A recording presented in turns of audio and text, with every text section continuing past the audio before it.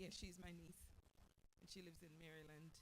Um, she had many surgeries, many problems, and I've been inviting her for a long time to come to this church to get deliverance. And She lives all the way in Maryland. And you've been encouraging her to come, but she won't come. yeah, she wouldn't come. How did you get her to come? Finally, she decided she was gonna make a trip down here. She came down here and she came to church with me, and that's when you delivered her. Um, she's here right now. She can speak. But what has she called until you say she went back? She told me that the best sleep she has ever gotten in her life.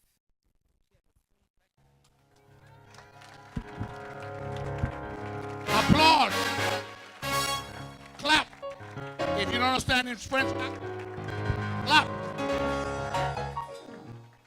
She called. She said, "Auntie, my friends used to call and wake me up. Now they don't have to wake me up anymore. I got up with so much energy, so much strength." She says, I can't believe it. And now she's got ready. Pastor prophesied to her, and she's moving to Florida. She set up her office here. Well, she'll tell you. Step aside. Don't go nowhere. Stay right here. Stay right here. What's your first name? Good morning, everybody. My first name is Sharice. And You got talking to the mic so we I will. get some testimony. So, 3 years ago, I got extremely ill in 2015. I was an assistant principal in a school, and I don't know, I started to have these really bad headaches. First of all, I had this really negative encounter with the principal that I was going to be working with. They transferred me there to this school. I was supposed to be on track to become a principal in Maryland. And I started to work with this principal. The first day I met him, you know, when you encounter somebody who's definitely not a person involved with God, you kind of know right away. And obviously, he saw me as a threat as soon as I got there. He made all these negative, discriminatory comments to me that were racial, and I reported it. And in spite of what happened, they did not do what they were supposed to do, which was, You got sick then. and I got sick, extremely sick. Okay, you don't know what that is, right? Answer me, church. We know who that is. That's the devil. We should put him out of business, though. And so I got so sick that I couldn't even remember my child's name. I had migraine headaches. I was blacking out. I mean, I couldn't even be in a room like this music this morning. I would not have been able to function at all. The headaches were so bad. I had headaches for nonstop. And the doctors couldn't figure out what was wrong with me. They poked, they prodded. I had spinal taps. In between that, I had a partial hysterectomy. It was just one thing after the other. My body was just not cooperating. How many surgeries did you have? Okay, so in my head, I had one surgery, but I had multiple injections that they would give me. So they were giving me Botox. I had a bad reaction to that. They gave me all kinds of medication that just wasn't working.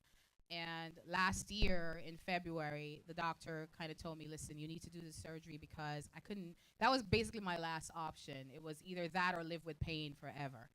And so I had the surgery, and it gave me about 80% relief. And I was feeling sort of, I guess, better. I was able to drive again and do those things. And then I came here.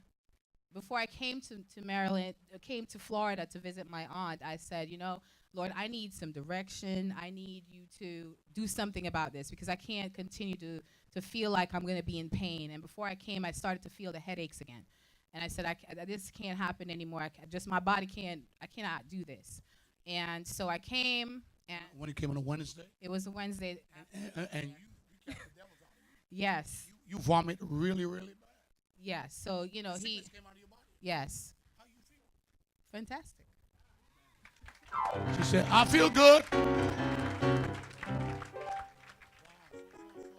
Wow. You were looking for directions for your life.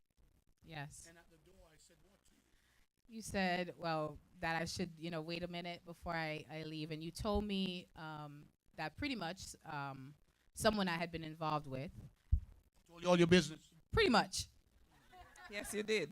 She was shocked. Yes, very, very shocked. She said to you, did you tell that man anything? No, I told her no, I didn't. Or 'cause you didn't know her business. No. Her deep business.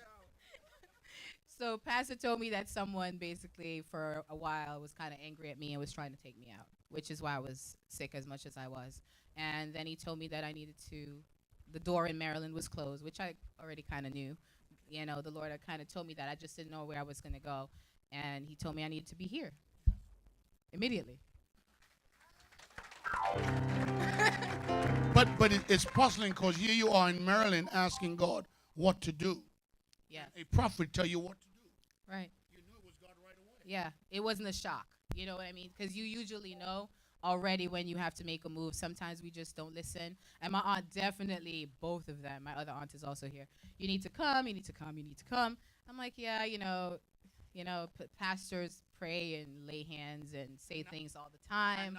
And nothing happens, right? So I said, this is not going to be any different. And I just kind of humbled myself before God, and I came. Yes, I did. And now I asked you to sow seed. What happened when you sowed seed? Oh, yeah. So when I got back, first of all, my apartment is pretty much packed up. It's just boxes. I'm not even bringing any of my furniture or anything like that, so we're packed.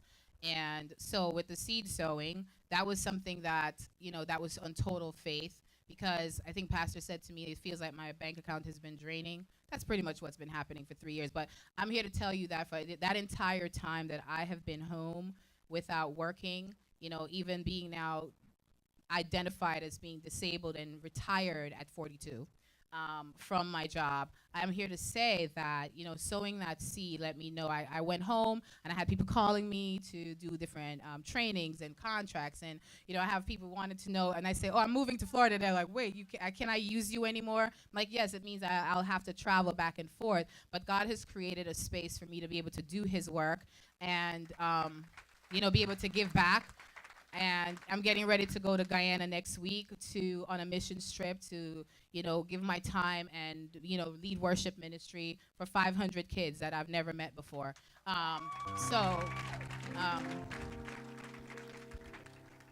Pastor can tell you to praise. Pastor can tell you to pray. Pastor can say, give your tithe and your offering. But ultimately, you already know that it's up to you and your relationship with God, so that when Pastor says something, it's not a shock to you.